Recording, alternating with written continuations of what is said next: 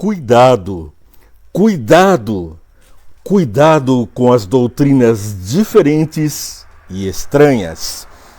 Paulo exorta aos novos cristãos que se formavam justamente em Hebreus, capítulo 13, verso 9, falando das doutrinas diferentes daquelas que estavam sendo pregadas.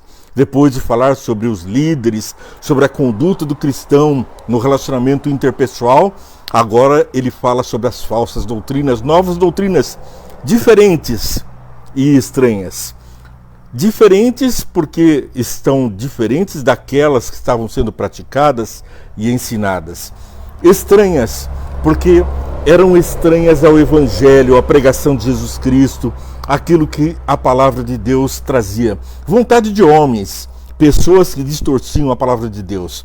Não era muito diferente entre os primeiros cristãos, os primeiros crentes e os da atualidade. Falsos mestres estão a ensinar heresias, falsas doutrinas, anátemas, como diz Paulo, coisas que devem ser desconhecidas pelos verdadeiros crentes, porque estão fora do contexto bíblico, fora do ensinamento de Deus.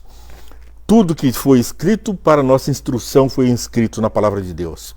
Mas cuidado com os falsos profetas, homens que se levantam em nome de Deus para distorcer, trazer a doutrina de Balaão, trazer uma doutrina falsa para o povo de Deus, iludindo e enganando, colocando traves, pesos sobre as costas dos crentes, coisas que não precisam ser carregadas, e trazendo coisas que não têm significado espiritual. Paulo vai falar sobre os alimentos cerimoniais, as cerimônias, a tradição que vai fazer o cristão apenas de cerimônias e não de coração. Vai falar sobre a lei colocada no coração. Eu começo com Hebreus capítulo 13, verso 9. Aqui leio: não se deixem levar pelos diversos ensinos estranhos. É bom que o nosso coração seja fortalecido pela graça e não por alimentos cerimoniais, os quais não têm valor para aqueles que os comem. O que eram os alimentos cerimoniais? Os alimentos cerimoniais que Paulo diz, e repito, o título da lição: cuidado com doutrinas diferentes e estranhas, diferentes do que deveria ser pregado e estranhas ao povo e ao contexto do povo de Deus. Porque então, o alimento cerimonial era aquele alimento do cordeirinho que era sacrificado, uma parte para o sacerdote, o resto queimado, uma oferta e um alimento cerimonial. Aí as pessoas começavam a crer que esse alimento, que essa cerimônia é a que salvava e não mostrava o Jesus, o autor da graça pelo nome de Deus. Vamos ver como se é assim, tintim por tintim. Em Hebreus capítulo 2, verso 9, Paulo começa explicando isso. Vemos, todavia, que aquele por um pouco foi feito menor que os anjos, Jesus coroado de honra e de glória por ter sofrido a morte, para que, pela graça de Deus, em favor de todos, experimentasse a morte. Então a nossa graça vem do trono dos céus, vem de Deus, através de Jesus Cristo, homem Jesus Cristo, Deus Jesus Cristo. Esse homem Jesus Cristo foi feito um pouco menor que os anjos. Aliás, a palavra de Deus fala que o homem foi feito um pouco menor que os anjos. Mas se Jesus é o Deus, é o Jeová, ele é o Elohim, o Deus Criador que estava com os outros, com a Trindade na criação, como ele pode ter sido feito menor que o homem? Na verdade, é o homem Jesus, o Deus encarnado, que estava ali sendo dito um pouco menor que os anjos. O grande Jesus, o comandante das hostes celestes, ele estava distinto nessa tarefa da salvação, da extensão da graça de Deus para nós humanos. Hebreus 4,16, vamos vendo que assim aproximemo-nos do trono da graça com toda confiança, a fim de que recebermos misericórdia e encontrarmos graça que nos ajude no momento da necessidade.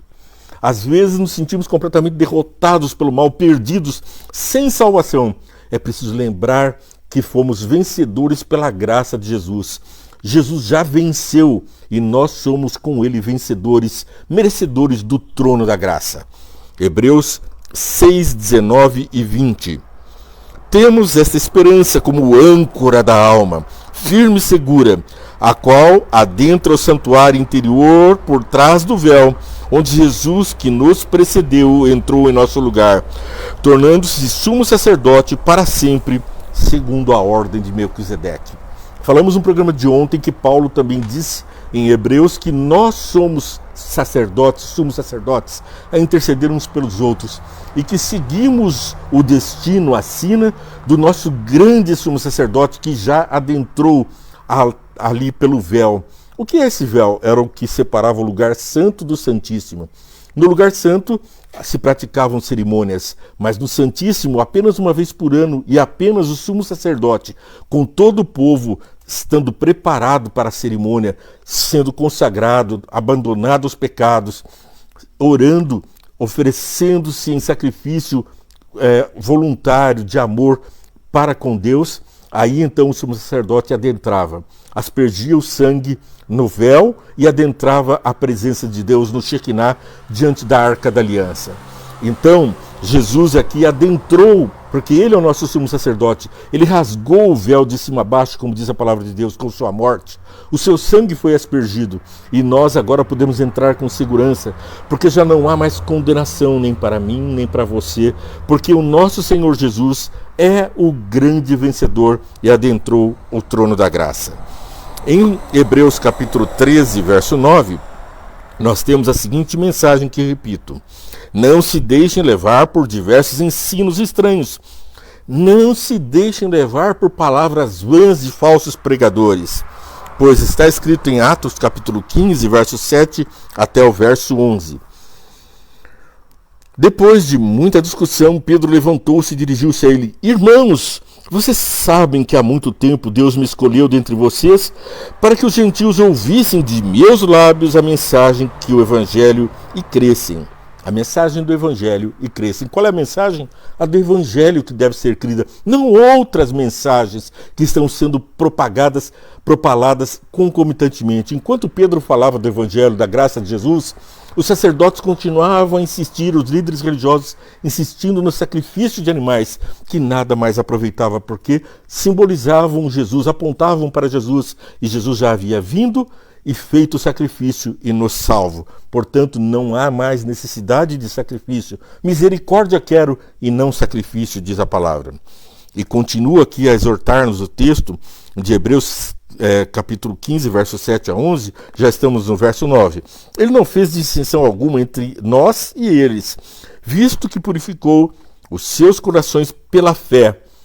Nós, gentios, somos purificados pela fé. O pai da fé, Abraão, nos ensinou a praticar a fé. Lembra no capítulo 11, no capítulo 12 e também no 13, Paulo fala dos heróis da fé que fortificam a nossa fé. Falamos isso nos programas anteriores. Assista lá, curta, compartilhe. A Vê e Entende. Vê e Entende. Você clica no Google e escolhe a mídia que você quer assistir o programa. Lá estão mais de 2.000 vídeos com a programação diária de Vê e Entende para confortar os nossos corações com a mensagem viva da palavra de Deus. Então, por que agora vocês estão querendo tentar a Deus, pondo sobre os discípulos um jugo que nem nós, nem nossos antepassados conseguiram suportar? De modo nenhum cremos que somos salvos pela graça de nosso Senhor Jesus, assim como eles também. Então, não é para suportarmos pesos que tragam traves, pesos que nem os sacerdotes praticam, são falsos. Eles pregam uma coisa que não fazem e colocam um jugo pesado, colocam uma cruz pesada sobre nós, sendo que Jesus já carregou a cruz. Não quer dizer com isso que nós sejamos libertinos, que nós estamos livres de obediência. Pelo contrário, Jesus foi obediente, diz a palavra de Deus. Continuamos o nosso estudo lendo Hebreus capítulo 15, versos 19 e 20. Portanto, julgo que não devemos pôr dificuldades aos gentios que estão se convertendo a Deus. Ao contrário, devemos escrever a eles, dizendo-lhes que se abstenham da comida contaminada pelos ídolos, da imoralidade sexual, da carne de animais estrangulados e do sangue. Pois desde o tempos antigos Moisés é pregado em todas as cidades, sendo lido nas sinagogas todos os sábados. Portanto, aqui ele faz uma plena distinção entre o que Moisés pregava sobre os sábados, sobre o que era ensinado na sinagoga, sobre a lei, indiferentemente das cerimônias. Aqui ele fala do alimento impuro. pois isso não foi abolido. Se um alimento fazia mal a nós antes de Jesus vir a esse mundo, evidentemente que esse alimento continua a fazer mal depois da primeira vinda de Jesus. As leis de higiene e de saúde, não as cerimoniais, aquelas que apontavam para o sacrifício de Jesus, se consumaram na cruz. Mas as leis de saúde são bênçãos para nós. Desde o Éden, quando Deus estabeleceu o alimento de todo fruto que der semente, dele comerás, estabeleceu a comida ideal para o ser humano. O apetite pervertido trouxe a concupiscência, já citando Caim. Depois, os diluvianos passaram a viver menos tempo por conta da desobediência no regime alimentar. Então, Paulo enfatiza: portanto, julgo que não devemos pôr dificuldades aos gentios que somos nós, que estão se convertendo a Deus. Não coloquemos cruz nem pedras no caminho, cruz nos ombros nem pedra nos caminhos. Levemos a Jesus, que suportou todo tipo de aflição e carregou a cruz por nós. Bem, Hebreus 8, 4 e 5. Se ele tivesse na terra, nem seria sumo sacerdote, visto que já existem aqueles que apresentam as ofertas prescritas pela lei. Ele serve num santuário que é cópia e sombra daquele que está nos céus, já que Moisés foi avisado quando estava para construir o tabernáculo: tenha cuidado de fazer tudo segundo o modelo que lhe foi mostrado no monte. Portanto, Jesus, ele é na terra a cópia do que está fazendo nos céus, intercedendo por nós. O santuário era um lugar de intercessão, é um lugar de intercessão. Em Hebreus capítulo 13, verso 9 e 10, repito a mensagem: cuidado com as doutrinas estranhas. Vamos ler novamente. Isso é uma ilustração para os nossos dias, indicando que as ofertas e os sacrifícios oferecidos não podiam dar ao adorador uma consciência perfeitamente limpa. Eram apenas prescrições que travavam a comida e a bebida, e de várias cerimônias de purificação com água. Essas ordenanças exteriores foram impostas até o tempo da nova ordem. Portanto, as coisas que foram colocadas como leis cerimoniais terminaram com a consumação da cerimônia, com a vinda de nosso Senhor Jesus. E Hebreus ainda nos enfatiza no capítulo 2, verso 1, para terminarmos o programa de hoje. Por isso é preciso que prestemos maior atenção ao que temos ouvido, para que jamais nos desviemos.